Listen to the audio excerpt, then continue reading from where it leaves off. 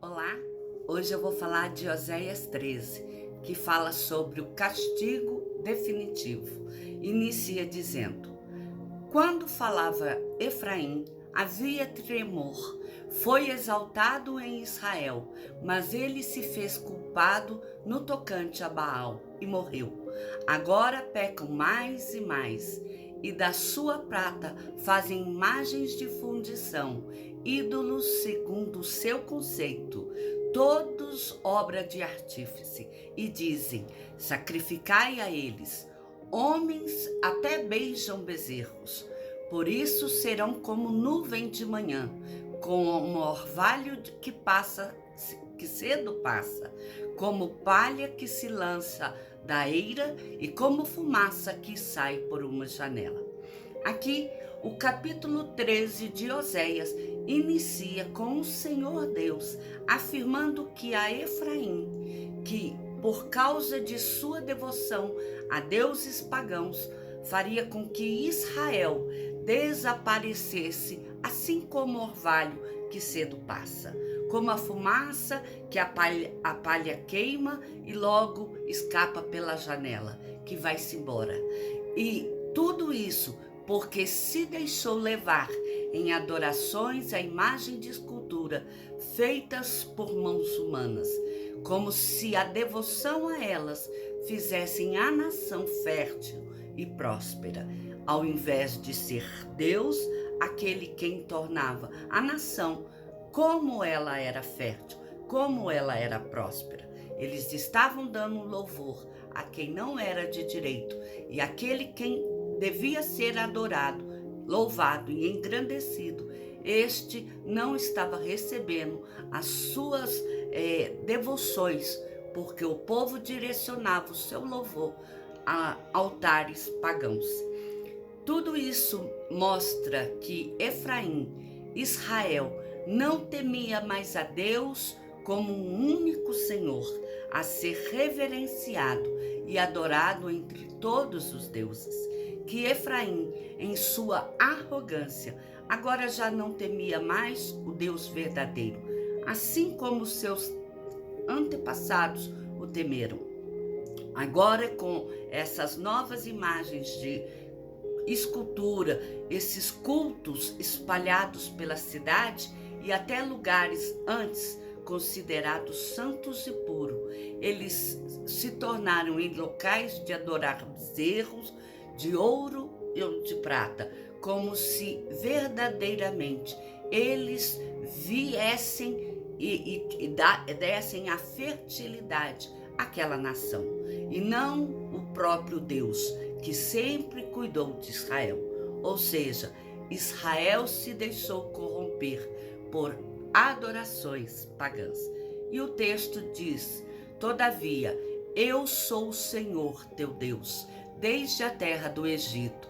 Portanto, não conhecerás outro Deus além de mim, porque não há Salvador senão eu.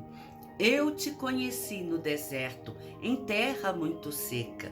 Quando tinha pasto, eles se fartaram, e uma vez fartos, ensoberbeceu-lhes o coração. Por isso se esqueceram de mim. Sou, pois, para ele como um leão, como um leopardo, espreito no caminho, como ursa roubada de seus filhos. Eu os atacarei e lhes romperei a envoltura do coração, e como leão ali os devorarei. As feras do campo os despedaçarão.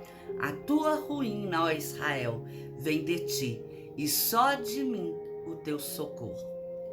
Aqui, o texto enfatiza que, embora eles não reconheçam Deus, Deus fará com que eles se lembrem que foi Ele quem tirou Israel do período em que ele esteve cativo ali no Egito. Foi Deus quem os trouxe pelo deserto e os sustentou durante aquela árdua travessia, quando nada e nenhuma coisa havia para nela se apoiar. Sendo assim, agora que a nação ela está suprida, que ela tem os seus celeiros fartos, que ela está cheia de prata, com ouro, com os gados, com tudo aquilo que ela pode aproveitar, agora ela quer abrir mão deste Deus que supriu as suas necessidades no deserto e passar a adorar outros deuses, como se esses outros deuses fosse aquele que estava fazendo a nação próspera. Deus não deixará, Deus não abrirá mão desse povo. Ele os arrebatará das mãos desses falsos deuses, nem que seja pela força e com a destruição de alguns. E por isso que ele cita a imagem do leão, do leopardo e da ursa, porque estes animais, eles ficam à espreita, principalmente quando eles têm os seus filhos arrebatados de si, eles atacam para poder proteger a sua cria, para poder trazê-la de volta para perto de si. Então, Deus agirá com esta nação como leão, como leopardo, uma ursa forte que ataca para recuperar os seus filhos que foram levados para longe de si. E essa recuperação, ela será feita em meio à dor e ao sofrimento do povo, a fim de que eles reconheçam que só Deus é quem os poderá resgatar e os salvar da situação na qual eles se encontram. E diz o texto: onde está agora o teu rei, para que te salve em todas as tuas cidades? E os teus juízes, dos quais disseste: dá-me rei e príncipes. Dei-te um rei na minha ira, e tu tirei no meu furor. As iniquidades de Efraim estão atadas juntas, o seu pecado está armazenado. Dores de parturiente lhe virão. Ele é filho insensato, porque é tempo e não sai a luz ao abrir-se da madre. O texto aqui, ele leva o leitor a refletir que o Senhor Deus, ele anuncia a destruição de Israel, simplesmente pelo povo ter abandonado os ensinamentos que foram entregues a ele pelos profetas, de serem uma nação separada, um povo escolhido pelo Senhor, por terem rompido este compromisso de adorarem e servirem apenas a Deus. E agora, por terem rompido esse compromisso, eles voltaram-se contra este Deus que outrora havia os livrado do sofrimento ali no Egito e havia os conduzido em segurança e com fartura pelo deserto. E neste tratamento, Deus destruiria todo o poder militar, político de Israel, deixando-os totalmente vulnerável às investidas externas. Por isso que Deus pergunta aqui no capítulo, como mostra o profeta Oséias, Deus questionando: cadê o rei dele? Cadê os príncipes que ele tinha, os juízes? Porque antes a nação não tinha juízes, reis e príncipes. A nação, ela era governada apenas pelo Senhor Deus na travessia do deserto. E Deus usava Moisés, usava os homens mais anciãos da tribo de Israel ali naquela travessia para passar os seus ensinamentos. Mas de tanto ver as nações vizinhas, cada uma com seu rei, cada uma com seus príncipes, elas clamaram, Israel, Efraim, todas as tribos de Israel clamaram a Deus para que eles também tivessem um rei, tivessem príncipes, assim como as demais. Eles criam que era no príncipe e nos reis que estavam a segurança da nação, na estratégia de guerra que eles formavam. Eles não pararam para refletir de que a estratégia de guerra, de segurança que o povo tinha, era dado por Deus a estes líderes que atravessaram no deserto. Eles acharam que agora o líder deles poderia suprir essa necessidade. Só que o líder não era capaz.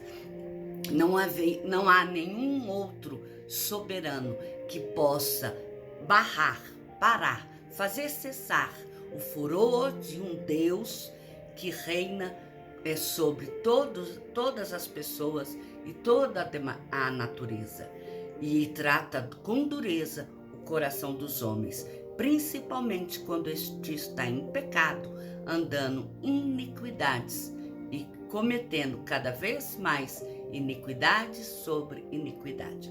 E o texto continua: eu os remirei do poder do inferno e os resgatarei da morte. Onde estão, ó morte, as tuas pragas? Onde está, ó inferno, a tua destruição? Meus olhos não veem em mim arrependimento algum. Ainda que ele viceje entre os irmãos, virá o vento leste, vento do Senhor, subindo do deserto, e secará a sua nascente, e estancará a sua fonte. Ele saqueará o tesouro de todas as coisas preciosas. Samaria levará sobre si a sua culpa, porque se rebelou contra o seu Deus. Cairá a espada, seus filhos serão despedaçados, e as suas mulheres grávidas serão abertas pelo meio. Aqui, o capítulo 13 encerra com o profeta Oséias relatando que Deus tratará com mãos fortes o pecado do povo de Israel.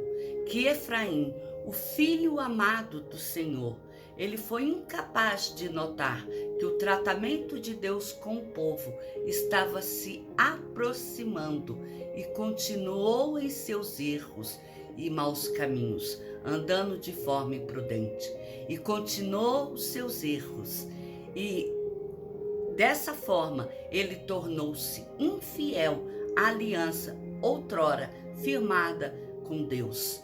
Restava agora a Israel experimentar sobre si o julgamento do Senhor e ver a morte ceifar a vida de seus velhos, de seus jovens, de suas crianças e de suas mulheres. E o mais triste é que, inclusive, veria as mulheres grávidas sendo abertas ao meio, no ventre, e seus filhos sendo tirados para fora.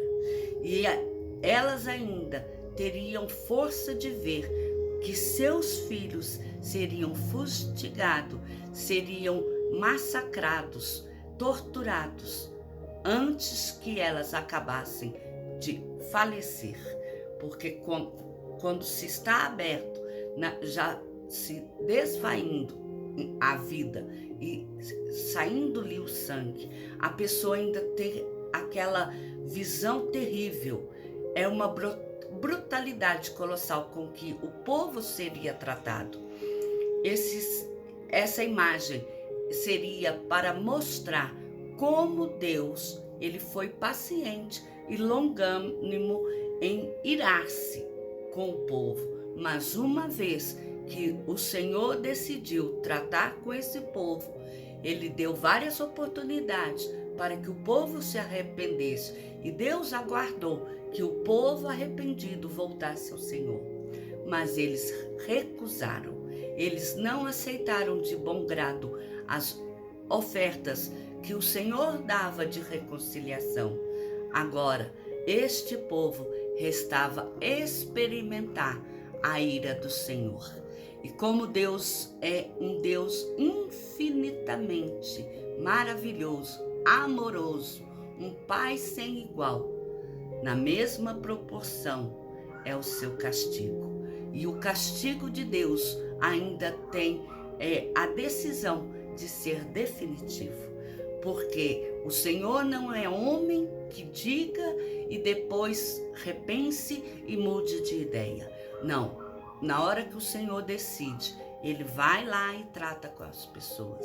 E uma vez que ele tratou, não há outra pessoa que possa mudar aquela situação, a não ser o próprio Deus, que de antemão já tenha planejado em tratar com o povo de determinada forma, até que elas se conserte e depois de consertado, ter um renovo, um reencontro com essa pessoa. Isso é o que nós veremos no último capítulo de Oséias. Eu espero que a mensagem que nós chegamos até aqui possa ficar, que Deus dá uma oportunidade da gente consertar, da gente refazer a nossa vida e mudar aquilo que não está agradando ao Senhor e tomar um novo rumo, uma nova direção. Deus dá uma, duas, três, Deus dá incontáveis oportunidades, mas um momento, em determinada hora, o Senhor decide que não há mais tempo para voltar atrás naquela decisão tomada, para voltar nos seus caminhos, e Deus age ali, e Deus trata com a pessoa, e o tratamento de Deus é pesado, é severo, porque o Senhor Deus, Ele não aceita o mal corrompendo os seus, e deste povo Ele vai guardar apenas um remanescente, e é deste remanescente que se tornará novamente a nação. Que o Senhor abençoe a cada um de nós e que essa mensagem possa falar bem ao nosso coração. Espero vocês para ouvir o último capítulo, o capítulo 14. Não se esqueça, vá no YouTube, faça sua inscrição no meu canal, Miriam Araújo. Deus cuida de mim. Que o Senhor te abençoe.